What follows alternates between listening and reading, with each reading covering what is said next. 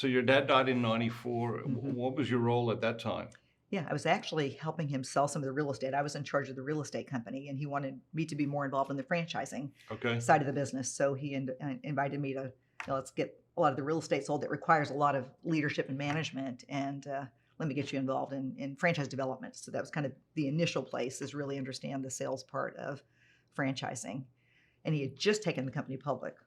So took it public in 93, dies in 94 of a sudden heart attack at the age of 60. Wow. Young man. Nobody expected it. He certainly did not expect it.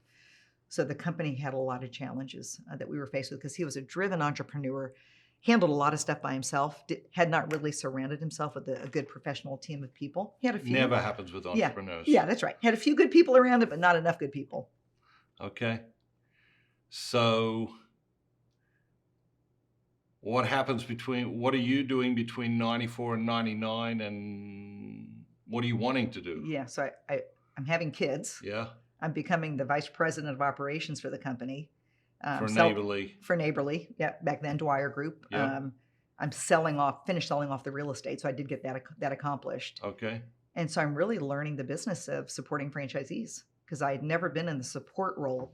I'd been more in the development role, since I was younger, and he had me involved in some other development opportunities, but really had to learn the support role, and really learn from other leaders in the company. So the few that he had, I really relied on to help me become a better leader.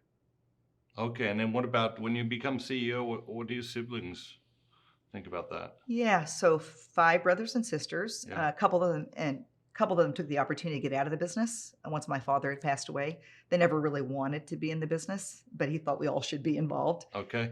And that was his dream, but it wasn't everybody else's dream. Sure. So there was a lot of support. My oldest brother, who's an amazing friend of mine and an amazing brother, but it was tough for him because he was the oldest boy.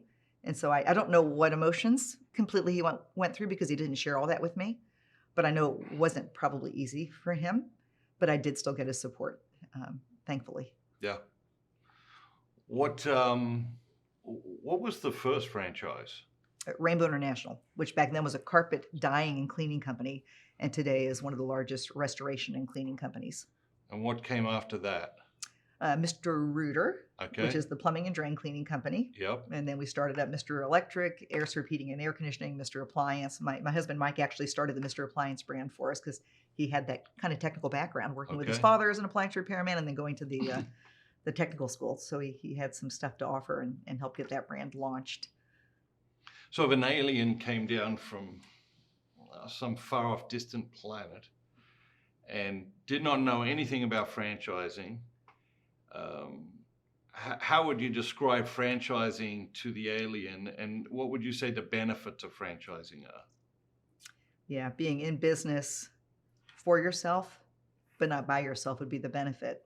And what franchising really is we take what's working and we systematize it. So it's taking those things that are working, we systematize it, and we train the franchisee to those systems so that they too can have success. So it shortens the learning curve. If you, in fact, as a franchisee, take those systems and apply them, it shortens the learning curve to achieving, hopefully, financial independence, whatever your definition of success is, because every franchisee, might have a different definition. But typically, they've got to make money first, right? Sure. That kind of fuels everything else that they want to do in their lives. So I hope the alien got it. I think the alien gets that. Okay, good. What do you think people's misconception of franchises are?